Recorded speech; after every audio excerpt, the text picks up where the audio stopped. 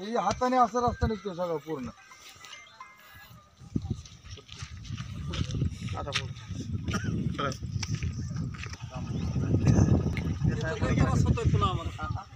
नाही ह्याचं काय त्रास आहे ती ग्रामपंचायत वेगळं होतं, त्याचं वेगळं होतं. आता म्हणतात आता नाही काय दिसत तुम्हाला काय 65 वर्षाच्या पुढच्या माणसांसाठी काय स्कीम आहे? हा एकत्र त्यांच्या नावाची जमीन आहे ती आमचं नाव करायचं. रिटायर्ड झाले तरी काय काय कागदपत्र लागतात?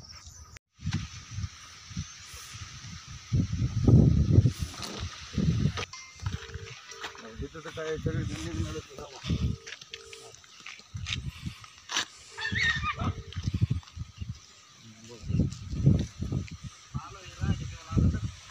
अरे ये लवकर, ये लवकर, थांबलो पुलापाशी. आणि काय करतात माहिती का, पेज देतात बरं का, जिथं खड्डा पडला पेज देतात आणि त्याच्या पुढं गेलं ते लगेच दुसरा खड्डा पडतोय. अशी पूर्ण रस्त्याची परिस्थिती हिवरवाडीपर्यंत अशीच झाली.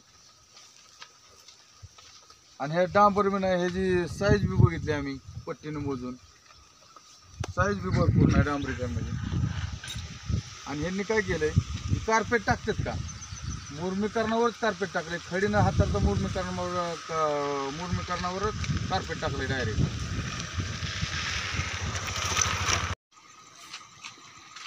तसंच पाहिजे शेतकरी वाटतंय म्हणजे कपडे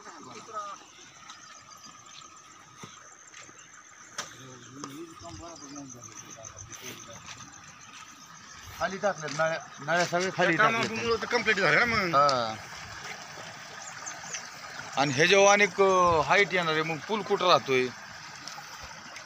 त्यांचं काय म्हणणं आहे की हा हीच असा ठेवायचा पूल. हा हा हा, आपलं काय म्हणणं होतं, ह्यो पूल उचलून घ्या. उचलून घ्यायला पाहिजे होता ना पूल. पहिला हिथं असाच त्याच लेवलला पूल होता, ती काय त्या नळ्या काढलेल्या त्याच जागेवर. 3 फूट तरी उंच पाहिजे होता पुन्हा. हा त्या लेवलला पूल पहिला असंच होतं परत बी तसंच केला. आणि आडीला म्हणून तर कम्प्लीट झालं ना परत. काम आडलं होतं नाही. ह्याच्यावर 3 पाईप बसायला पाहिजे. आणि ह्याच्यावर आहे ना 4 पाईप आहेत ना, त्याच्यावर एक एक एक पाईप असा बसायला पाहिजे. आपलं काय म्हणणं होतं, पायपा तुम्ही नका टाकू, हा ह्याच राहू द्या, फक्त उचलून घ्यावं. हे करून हा पण त्यांनी नाही ऐकलं, कम्प्लीट दिलं डायरेक्ट.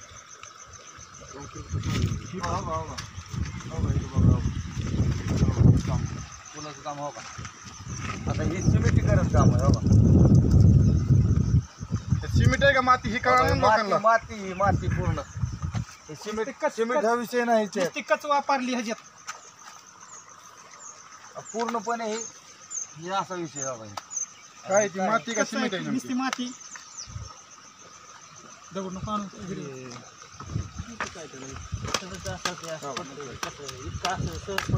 आता बांधकाम केलं वाजता पडतं का, हाताने बी निघतोय ना. हा हाताने निघते.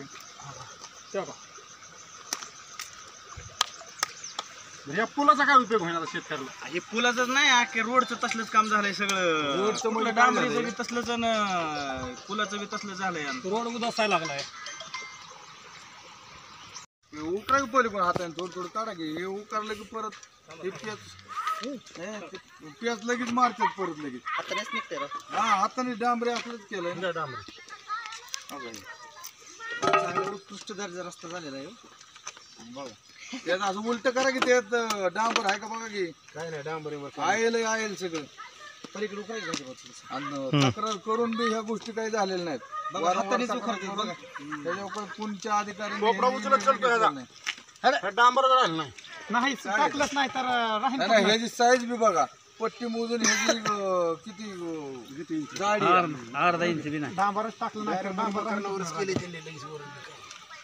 जी कार्पेट टाकून जी थर द्यायचं होतं का, खडीकरण टाकून कार्पेट टाकायचं होतं, ती खडी टाकलीच नाही त्यांनी, डायरेक्ट मुरमावरच कार्पेट टाकलं. जड वाहनं जर ह्याच्यावर गेली ना तर विषयच नाही. परत ही त्या पावसाळ्यातच रस्ता ह्याच्या आणि जड वाहनं चालू होणार आहेत ना, ऊसाची वाहनं. ऊसाची कशाचीच गेली नाही. हे रस्ता आहे का असं मोकळीच मोटरसायकल जड वाहनं गेलं रोड राहू शकत नाही ना. अशा प्रकारे रस्ता पाहिजे.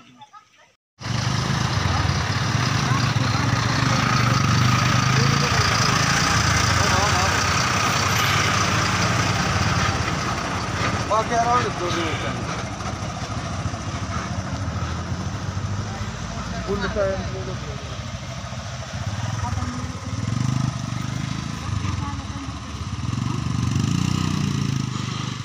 आता आपण सध्या बघतोय की तुमच्या गावामध्ये प्रधानमंत्री सडक योजना झालेली आहे.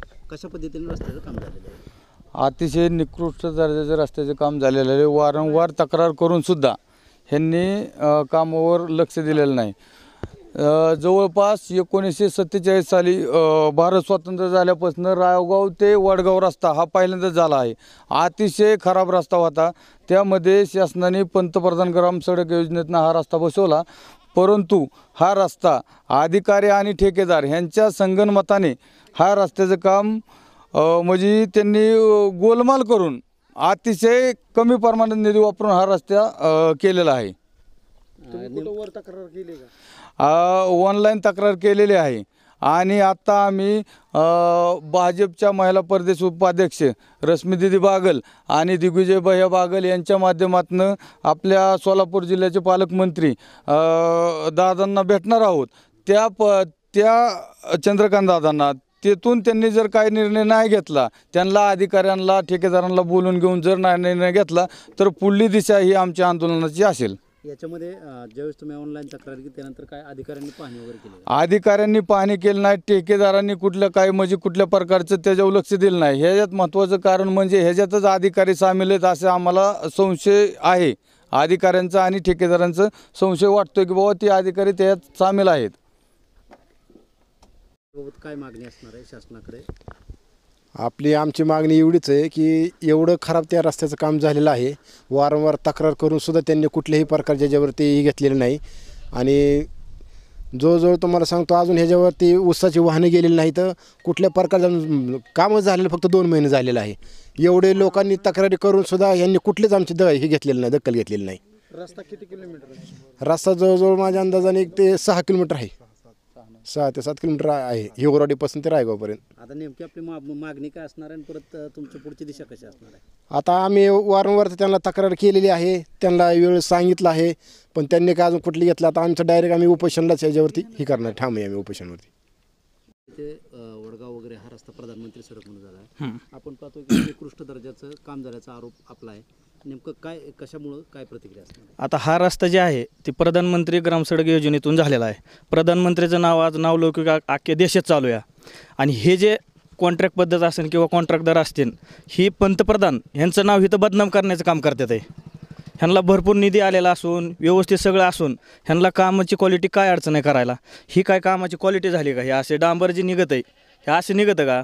पुलाची उंची असताना 4 फूट घ्यायची असताना त्यांनी 2 फुटावरच पुलाची उंची थांबवलेली. आणि इकडून जे कर्जतला इकडं कारखान्यावरती कमीत कमी 80% ऊस ह्या रोडने जातो. आमच्या हिवरवाडी झालं, वडगाव झालं, रायगाव झालं. आत्तापर्यंत हा रोड नव्हता, आत्ता झाला आहे तर अशा पद्धतीचा झालेला आहे. त्याच्यामुळे ह्याच्यात लवकरात लवकर शासनाने उपाययोजना काढाव्यात. नाही तर मग आमचे हे 4-5 ग्रामस्थ गावातील असतील सगळे ते आम्ही उपोषणाला ठामपणे बसणार आहे.